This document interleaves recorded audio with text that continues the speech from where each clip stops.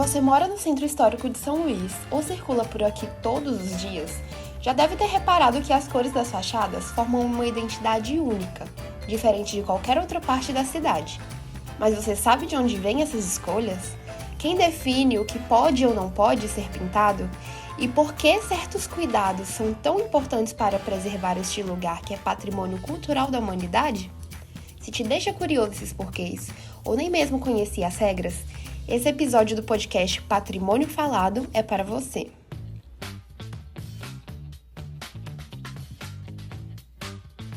Este episódio faz parte de uma série de explicações acadêmicas sobre o patrimônio histórico de São Luís na disciplina de Técnicas Retrospectivas.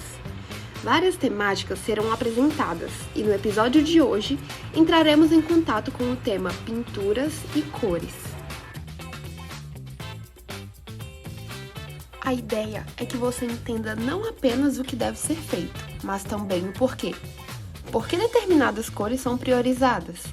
Porque algumas intervenções precisam de aprovação do IPHAN e como essas práticas ajudam a manter viva a história e estética que fazem o nosso centro histórico um espaço tão especial. Neste segundo bloco do Patrimônio Falado, entramos no momento de desenvolvimento do tema. A partir daqui, a conversa se aprofunda nas relações entre cores, técnicas de pintura e preservação do patrimônio no Centro Histórico de São Luís. Esse diálogo vai seguir de forma contínua, conectando aspectos históricos, técnicos e normativos, para que o ouvinte consiga entender por que as cores das fachadas vão muito além de uma escolha estética.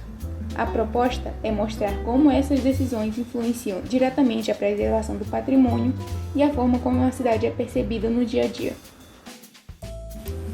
Tópico 1. Por que a cor importa no patrimônio?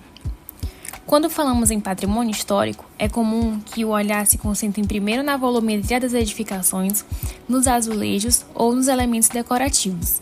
No entanto, a cor também exerce um papel fundamental na construção da paisagem urbana e na forma como esse patrimônio é percebido coletivamente, funcionando como um elemento de identidade e reconhecimento. No Centro Histórico de São Luís, as cores das fachadas ajudam a criar uma identidade visual própria, que diferencia essa área do restante da cidade. Tons suaves, pastéis e terrosos remetem ao período colonial e às influências portuguesas, estabelecendo uma relação direta com a história e com os modos de construir do passado. Essas escolhas cromáticas não têm apenas valor estético, elas funcionam como um elemento de reconhecimento e memória, permitindo que o espaço seja identificado como um conjunto histórico. Quando uma edificação adota cores que destoam completamente desse padrão, o impacto não se limita àquela fachada, mas interfere na leitura do sítio como um todo. Por isso, preservar as cores significa também preservar a coerência visual e simbólica do centro histórico. A cor passa a ser entendida como parte do patrimônio cultural, associada à memória urbana e à experiência cotidiana de quem vive e circula por esses espaços, e não como uma decisão individual isolada. E essa importância da cor não se explica apenas pelo aspecto visual. Ela está diretamente relacionada à forma como essas edificações foram construídas, o que nos leva ao tópico 2, sobre a dimensão técnica da pintura no patrimônio. Tópico 2. A questão técnica, materiais e conservação. As edificações históricas do centro de São Luís foram construídas majoritariamente com materiais tradicionais como barro, pedra e reboco de cal. Esses materiais apresentam alta porosidade, o que acaba por permitir a troca natural de umidade entre a edificação e o ambiente. Por essa razão, as técnicas tradicionais de pintura são fundamentais para a conservação dessas construções. A tinta à base de cal, por exemplo, respeita essa lógica construtiva, permitindo que as paredes respirem e evitando o acúmulo de umidade em seu interior. Quando são utilizadas tintas modernas impermeáveis como as acrílicas, ocorre o bloqueio dessa troca de umidade. E isso pode gerar patologias recorrentes, como bolhas, fissuras, infiltrações e o destacamento do reboco original, comprometendo tanto a estética quanto a estabilidade da edificação. Muitas vezes, essas intervenções são realizadas com a intenção de modernizar ou facilitar a manutenção, mas acabam acelerando o processo de degradação. Por isso, a compatibilidade entre material, técnica e edificação é um princípio central da preservação do patrimônio e das diretrizes adotadas pelo IPHAN. Diante desses riscos técnicos, torna-se necessário estabelecer critérios que orientem as intervenções. É nesse contexto que surgem as normas e diretrizes de preservação abordado no tópico 3. Tópico 3. Legislação e diretrizes de preservação. As normas e diretrizes estabelecidas pelo IPHAN são construídas a partir de estudos históricos, levantamentos técnicos e análise das características construtivas das edificações. Elas não surgem de forma aleatória, mas como resultado de pesquisas que buscam compreender o sítio histórico em sua complexidade. Essas diretrizes têm como objetivo principal garantir que as intervenções sejam compatíveis com os materiais e técnicas originais, preservando a leitura histórica do conjunto urbano. A legislação atua, portanto, como um instrumento de proteção da paisagem e da memória coletiva. Além disso, documentos internacionais como a Carta de Veneza reforçam a importância da compatibilidade dos materiais e da reversibilidade das intervenções, princípios que orientam as normas aplicadas no Centro Histórico de São Luís e ajudam a alinhar a preservação local às boas práticas internacionais.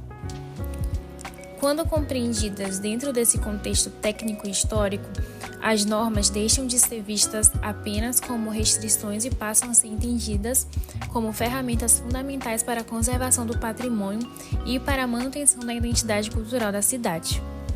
Essas orientações ganham forma concreta em recomendações práticas.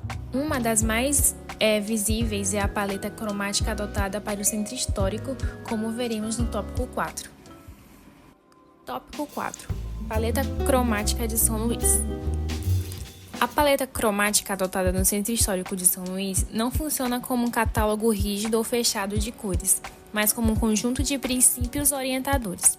Ela é resultado de estudos históricos, análise de fachadas antigas, registros fotográficos e da compreensão técnica das técnicas construtivas tradicionais. Predominam tons claros e suaves, como ocres, cremes, azuis claros, verdes mais cidos, rosas pálidos e cinzas neutros. Essas tonalidades dialogam com o período colonial, com os pigmentos tradicionalmente utilizados e com a presença marcante dos azulejos portugueses, criando uma paisagem urbana visualmente equilibrada, harmoniosa e coerente. Cores muito saturadas, fluorescentes ou excessivamente contrastantes são evitadas porque rompem com a ambiente histórico e dificultam a leitura do conjunto. A preservação do patrimônio não se baseia apenas em manter edificações isoladas, mas em garantir a harmonia visual entre elas. Essa lógica segue recomendações internacionais de preservação, como a Carta de Atenas, a Carta de Veneza e a Carta de Burra, que defendem o respeito ao contexto histórico, a compatibilidade das intervenções e a preservação da autenticidade dos bens culturais. A paleta cromática, portanto, atua como um instrumento de proteção da paisagem e da leitura histórica do conjunto urbano. Dessa forma, a paleta cromática atua como instrumento de proteção da paisagem urbana, ajudando a manter a continuidade visual e o valor cultural do Centro Histórico de São Luís. Mesmo com essas diretrizes bem estabelecidas, na prática ainda são observados diversos conflitos. E muitos deles se manifestam por meio de intervenções inadequadas nas fachadas, que é o que vamos ver no tópico 5. Tópico 5. Problemas comuns nas intervenções. Entre os problemas mais recorrentes nas intervenções em fachadas históricas estão o uso de tintas acrílicas impermeáveis, a aplicação de massa corrida e a sobreposição de camadas de pinturas que acabam encobrindo ornamentos arquitetônicos importantes. Essas práticas comprometem tanto a estética quanto a conservação dos edifícios.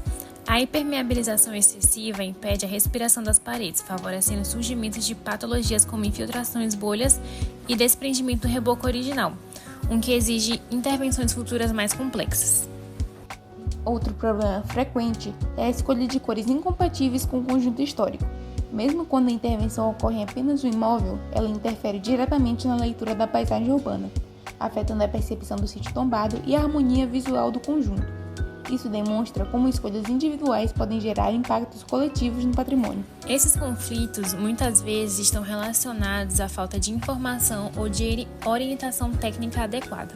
Por isso, a atuação dos órgãos de preservação e a divulgação das diretrizes são fundamentais para evitar danos irreversíveis ao patrimônio. Essas dificuldades não são exclusivas do contexto ludovicense. Outras cidades históricas também enfrentam desafios semelhantes e podem servir como referência. Tópico 6. Outras cidades históricas. Diversas cidades históricas brasileiras adotam regras específicas para pinturas e cores, sempre baseadas em pesquisas históricas, técnicas construtivas tradicionais e diretrizes de preservação semelhantes às aplicadas aqui em São Luís.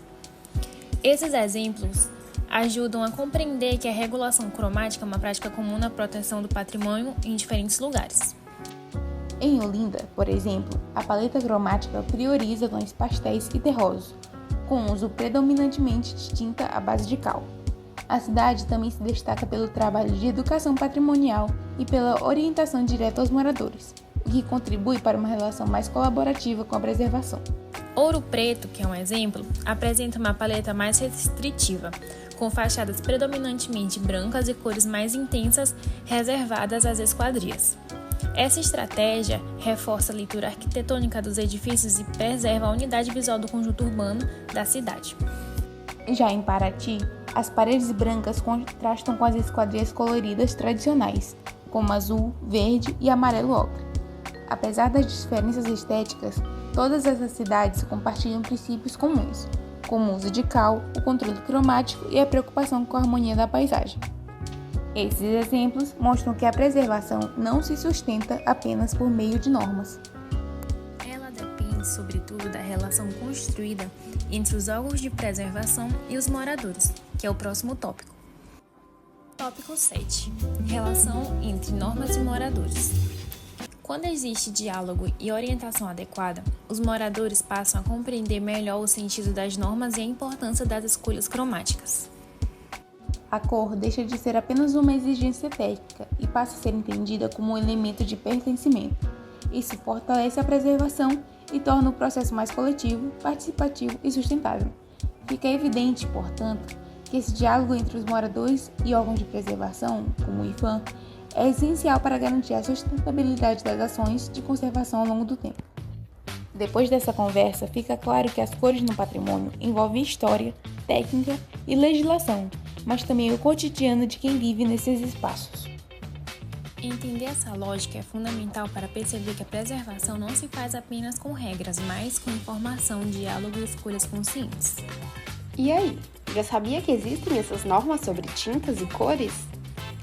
Depois de conhecer um pouco mais sobre a importância das cores no nosso patrimônio, entender a lógica por trás da paleta cromática adotada, os materiais tradicionais, as técnicas de pintura e as razões para tantas recomendações, dá para perceber que o Centro Histórico de São Luís não é apenas um conjunto de fachadas bonitas, é um conjunto de histórias, memórias e escolhas que foram sendo construídas ao longo do tempo.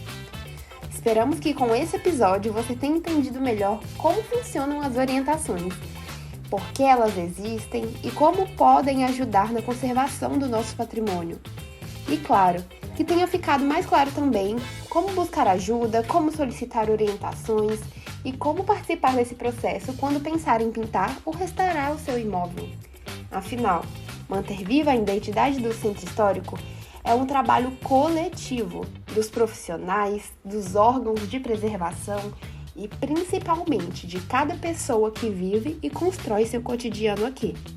Obrigada por acompanhar esse episódio.